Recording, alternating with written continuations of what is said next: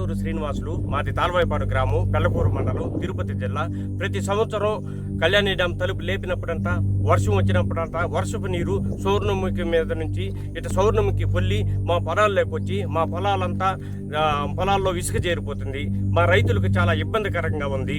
దయచేసి అధికారులు మా తాల్వాయిపాడు గ్రామంలో ఈ సౌర్ణముఖి నీరు పొలాల్లోకి రానికుండా పొల్లు కట్ట పోయవలసిందిగా అధికారులను కోరుతున్నాను.